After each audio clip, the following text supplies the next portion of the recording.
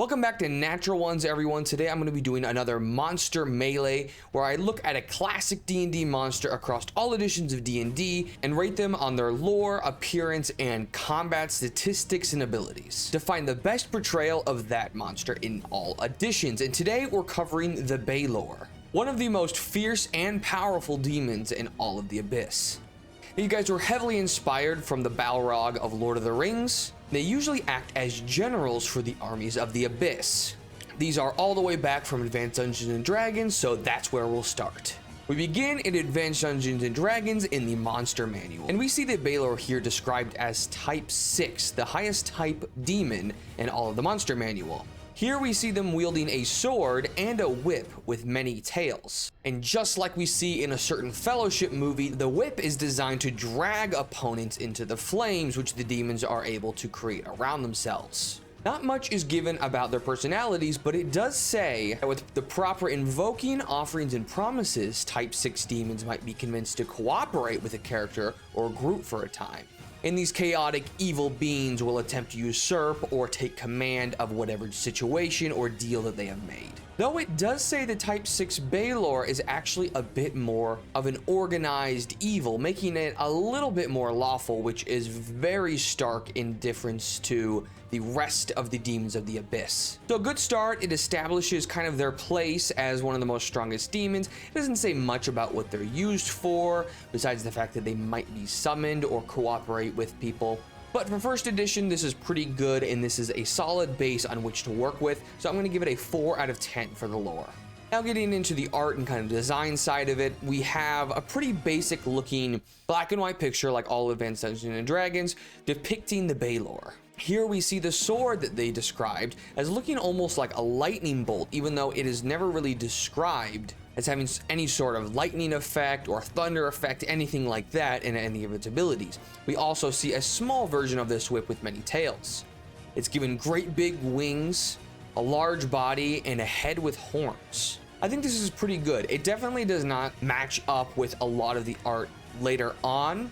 And I also don't think it gets too much of its own flavor besides being a large demon. A lot of the other demons have wings, a lot of them have similar bodies, horns, kind of skull heads like that. The only unique things are its weapons, and the whip is not really prominent here, and the kind of lightning bolt looking sword doesn't also really stick out either. So I'm going to repeat the first score and give this a 4 for the art. As for abilities, they are able to shed darkness in 10 feet around them, cause fear, detect magic, read languages, detect invisible objects, cause pyrotechnics, dispel magic, cast suggestion, telekinesis on 6,000 gold piece weight, use a symbol of fear, discord, sleep, or stunning. And they also have a 70% chance to summon in a demon of type 3 or type 4. They can do this as much as they want, but they can only have one active at a time. So pretty powerful to be able to summon even a type 4 demon. So a lot of magic abilities and small little things in addition to its regular attacks, and I think it's kind of cool. I don't really think it has one very specific theme about it. I like the summoning aspects, but some of the magic seems a little bit inconsistent. Is this really a creature that would cast such a subtle spell as suggestion instead of just brute forcing their way to victory? But it is clear that they gave it a large kit with a lot of variety in it, with magic and the weapon attacks and some sort of aura where they can cast darkness around them. So all in all, I like the abilities. Good start. We'll give it a 5, bringing the total up to a 13 for Advanced Dungeons and Dragons. Getting into Advanced Dungeons and Dragons 2nd edition, we have struck the word demon from all over the manuals, including the Monster Manual, where they are now referred to as Tanari. Nick claims that the Balor is the greatest and most terrible of all of the true Tanari, and also that they are the undisputed terrors of the Abyss. They are the reason that the Tanari get involved in the Blood War, which is an ongoing war between the demons and the devils. And we also get a little bit more about their personality. It says they derive great pleasure from the suffering of others and go out of their way to torment lesser beings and cause them pain. Well, at least they have some sort of motivation. They are also repulsive and loathsome to behold. They are towering humanoids with deep dark red skin, and they have huge wings that propel them with unnatural speed and agility. They also have long, wicked claws and grotesque fangs that drip with venom. They're commonly surrounded by searing flames. So we get more lore on them, a little bit of their involvement in the Blood War, which is one of the most iconic events happening throughout a lot of the editions of D&D. It points out that they are the fact that the Tanari or the demons are really getting involved in the first place.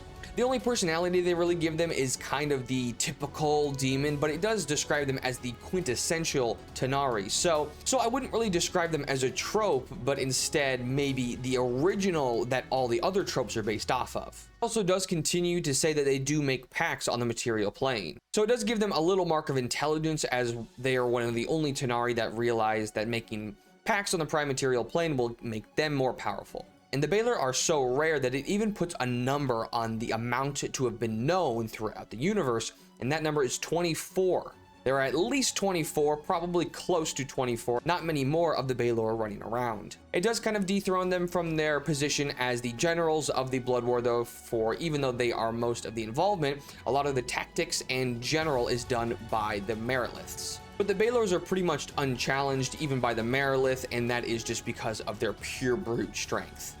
But a great improvement, actually putting a place for them into the world and a little bit of the relationship with other demons and how they act. I'm going to give this a 7 out of 10. For Monster Manual flavor text, this is pretty good.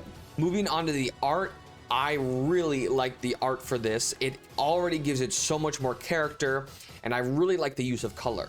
They are again shown depicted with a sword that is actually finally mentioned that it does resemble a lightning bolt, as well as maintaining the great whip with many tails. It keeps the wings, it keeps a lot of the red body. They do look a bit more like humanoids in this one. They almost just look like very strong primates with great big kind of scaly looking wings. But I really like the emotion on it. I like the expression. I like the action of it. And overall, I think it's a great improvement, getting much closer to what I consider to be a Balor. And I'm going to give this one a 7. Now getting into the combat, it immediately gives item properties to both the whip and the sword, making them magic even in other hands. They're Vorpal swords that can detect good and evil, and the whip can grapple anyone that it hits. Again, they use this ability to be able to drag their victims into the flames using the whip. It also gives them another suite of magical powers, always at level 20. I won't go through them all, but it's a lot of the same ones used in first edition, so that's kind of a wash on the magical powers. But at least they stay consistent with some of the things like suggestion pyrotechnics. It also says they may gate 1 to 8 least, 1 to 6 lesser, 1 to 4 greater, or 1 true Tanari to their location. And in this edition, the gate is always successful, unlike first edition. And if they do end up dying in the abyss, they explode and inflict quite a bit of damage to anyone somewhat close to them. So I like the more outline on the weapons here and kind of their tactics for it, as well as keeping the magical abilities and adding the kind of martyrdom on death. So I will give second edition combat a 6. That brings us up to a 20, so a really good showing of second edition, and we'll see if anything can dethrone it. In third edition, it of course makes everything complicated and has a massive stat block and abilities, and they don't get too much into the flavor and lore of the Balor in this edition. It said the Balor stand among the greatest and most terrible of the underworld creatures. They rule as generals over demonic armies, and they are masterminds of schemes to seize power and destroy the innocent. It does continue to describe them in competition with the Merilith as just a cut above that Merilith, and also very cunning and intelligent, a little bit even more so than the Merilith, still acting as generals. That is it as far as Monster Manual lore goes. We did not get anything new, and we pretty much regressed on anything mentioning the Blood War or their relationship to making pacts with people of the Prime Material or any of that. So I'm actually going to give this a 3 out of 10.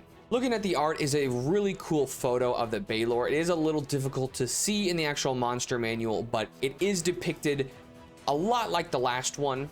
It almost looks like a bull kind of humanoid body with these giant bat-like wings. We improve upon the design of the sword, in my opinion, kind of making it look like a very deadly sword, but coincidentally also like a lightning bolt. And they are both lit on fire, which is a little different from what we've heard, as in previous editions. He might be the one on fire and he drags victims into his flames as opposed to having all of his weapons on fire anyway. But I think this art is intimidating. It is really well done, and gives me much more of a demonic feel, I guess, because of kind of like the bat-like wings, definitely getting into the right kind of color scheme for demonic in the abyss. So I'm gonna give this one a 6. Still don't like it as much as the second edition one. I just think that one had a little more character and heart to the depiction, although this is closer to what I would call a Balor. Then finally, abilities. And with 3rd edition, we could be here all day explaining these abilities. They give them a flaming whip and a vorpal sword, emulating a lot of what we've seen. And again, the sword doesn't actually do any lightning damage, but it does look like a bolt of lightning, as we confirmed in the artwork. It has a death throws ability, which is very similar to the last one where it explodes on death. And its flaming whip has an entangle ability, which is very similar to what we've seen, where it grabs it. And even though the whip is already on fire, the Balor wants to go ahead and drag that victim closer to the real heat of its body and burn it there as well. Then they give them a lot of spells like we've seen, although comparatively to the other editions, to what I believe, I think the spells that this one gives it are a little bit better than the ones that we've seen. They get things like Firestorm, Implosion, Greater Teleport, and they are described as being the most effective as a ranged combatant, using its spell-like abilities to be able to cast from afar. This is definitely a lot different from what we've seen, and they give them a lot of abilities, not just to complement their physical and melee prowess, but also make them a legitimate spellcaster in their own right. They also have a summon that is equal to a 9th level spell. Finally, we get stats for some of the flaming body things that we've been seeing. So they do have a flaming body, which gives off damage when things get close. They have True Seeing, and then a bunch of skill increases and different little modifiers and add-ons. So again, we won't get into that because all the editions are very different in that aspect. But by far, the most abilities that we've seen so far, I think finally kind of a coordinated plan in how they would use it, how they would approach combat, and then giving them the right abilities and weapons to be able to accomplish the kind of fighting style that the description actually gives them.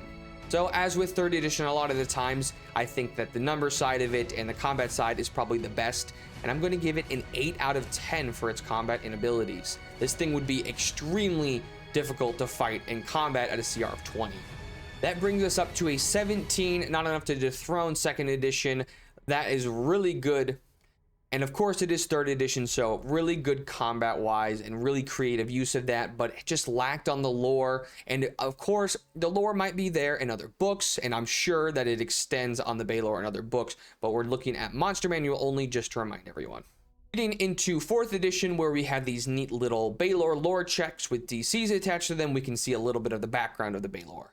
It says Balor's answer directly to demon lords and other creatures of tremendous power, finally factoring into their kind of chain of command with demon lords specifically. However, a few Balors are mighty enough to hold their own as minor princelings of the abyss, answering to no one. I do like that as well, because before all we've really seen is here like 24 Balor. They're generals, they all fight in the Blood War, but it doesn't really give them any hierarchy themselves. So know that some of them serve demon lords, but some of them actually are powerful enough to be kind of their own demon lord is kind of cool. It also says that some Balors lurk in the deepest reaches of the natural world, bound against their will or preparing to rage against creation at the first opportunity. Great setup for a game, as 4th edition does a lot.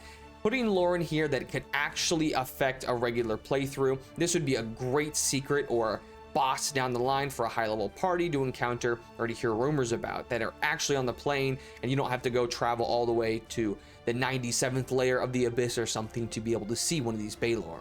Not much else new is said. It elaborates how they are probably the strongest, again, maybe rivaling demon lords, not stronger than them. They like to stay around people of their power level, which I do find a bit odd, as so far they've been described as generals of these underlings of demons, these smaller armies, but it does still say that there are weaker demons that obey the Balor's command. So maybe they command them, but they're just not buddies with them. But I don't really think anyone in the abyss is buddies. So not really sure what it means about they like to stay with people at their power level. That is it on lore. I think it adds a couple fun things. They're not elaborating again too much on the Blood War, but other than that, I think that's the only thing that they really missed out. Putting a little hook for them in the Prime Material world is a really cool addition, I think. And also putting them in perspective to the Demon Lords and other Balor is also a good addition. I'm going to tie this lore for the best at a 7. Now, moving on to the art, and you know it's 4th edition, so it's probably the best art by far. I mean, It is a little bit different from what we've seen. It actually reminds me a lot more of the Balrog from Lord of the Rings that it was based off of. It kind of abandons the lightning-shaped sword and the whip with many tails, as it looks like a singular long fiery whip with almost like an ice sword, but we will see that later in the abilities of what it actually does. Other than that, they finally look like something extremely formidable. You can actually see their size and scale on this. They look a little less humanoid and more like what I think of when I think of a mighty demon, the highest level that the Abyss has to offer, with fire coming out of its mouth, deep red glowing eyes, and kind of perfecting this cross between demon wings and bat wings, almost, with these kind of claws coming out of the top. We also get a little bit of some sort of armor and outfit that definitely gives a lot of character with these skulls. So all in all, yeah, it's probably the best. 4th edition always really brings it with the art, in my opinion. It's a really great action shot. It showcases exactly what we think of when we think of the Balor, and it matches up perfectly with its description. So I'm going to give this the highest score of the art today, and I'm going to give it an 8. There's not many critiques I actually have on this one. And as far as art for D&D goes, this is awesome. And finally, getting the abilities, we finally get the payoff we've waiting 4 editions for. A sword that doesn't just look like a lightning bolt, it actually does lightning damage, which is kind of frustrating at this point when it always describes it as looking like a lightning bolt. And then the 1st edition, that it doesn't look like a lightning bolt, it does do lightning damage. So they do have a lightning sword and a fire whip. Their standard turn is fire and lightning, where they make one of each of their weapon attacks. They have a fun little ability where if they miss, they get a reroll and add +5 called Demonic Accuracy. And they have a flaming aura of fire damage, just like the other editions, that actually increases range and damage whenever they become bloodied in combat, which is a great detail. And finally, they have Death Burst, which we've seen in the last couple of editions. When they die, they explode into flame and do quite a bit of damage to everyone close. I thought this was really good abilities and combat reading it.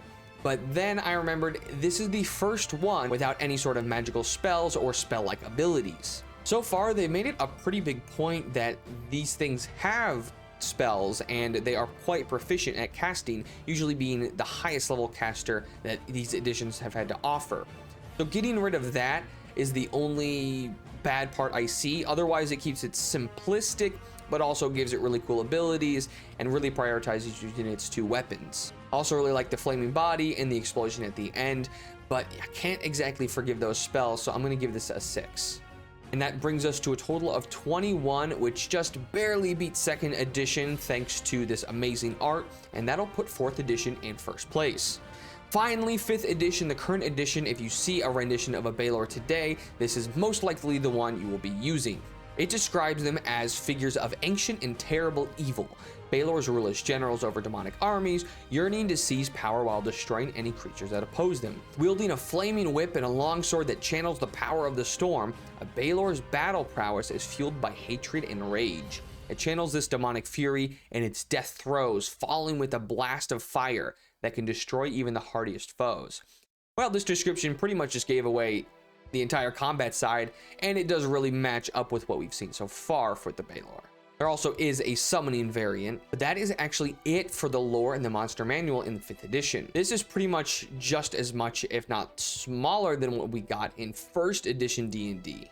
It does a pretty good job of summarizing all of its things in this one little paragraph. Half of it talks about things that we'll already just see in the monster stat block that they don't really need to describe here. And the only really context it gives about the Balor is that they are generals and that they live in the Abyss. So I'm going to give this one a 3, tying it for the worst lore that we've seen. Coming back strong, though, is probably some of the best artwork that 5th edition has to offer in the Balor. It seems to me like they like the direction they took in 4th edition, and unlike sometimes when they revert back to 3rd, they kept strong with a lot of the themes we saw in 4th, basically taking all the elements of 4th and putting it into 5th. Very similar looking whip, very similar looking lightning sword, complete even with the same skulls on the knees.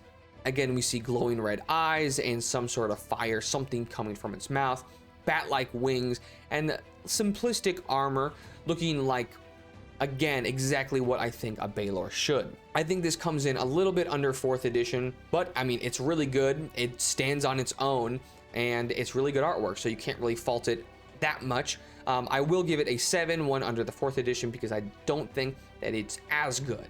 But really good work for 5th edition. Getting into the abilities, again, we have Death Throw, Fire Aura, Lightning Longsword, and Fiery Whip, which keeping consistent with a lot of the themes, so I'm glad that we end with all of the core elements still there. Again, they took 4th edition's direction and pretty much gave it no spells except for a teleport-like ability. They also have magic resistance and their weapons count as magic, but that is pretty consistent as well throughout all of the editions. So not adding much at all, and it still comes in a little bit even under 4th edition's abilities. So I will give it a 5 in the combat. It's still extremely competent, but it really just boils down to hack and slash with its weapons, explode when it dies. But it is pretty on par with a lot of what we've seen still, but I am still just a little disappointed that they took out spells and decided not to add them back. And that wraps us up for another edition of Monster Melee, with 4th edition winning again with a score of 21 points. The artwork usually just propels it above the art and the lore. Oh, that does it for the Balor. Really cool monster, and if your party gets high enough level, watch out for these things. It'll be a very fun combat encounter. But that's it for the 2nd edition of Monster Melee. Let me know what monsters you guys want to see compared against each other. They don't always have to extend all 5 editions, and there are plenty of monsters that have changed a lot.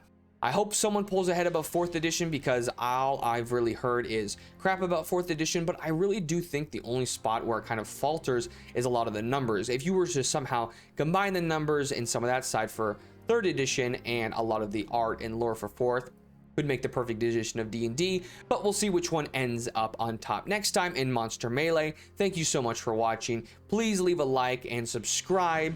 It really helps us out a lot. Let me know what other kind of content you want to see, and that's it for me. Thanks, everyone.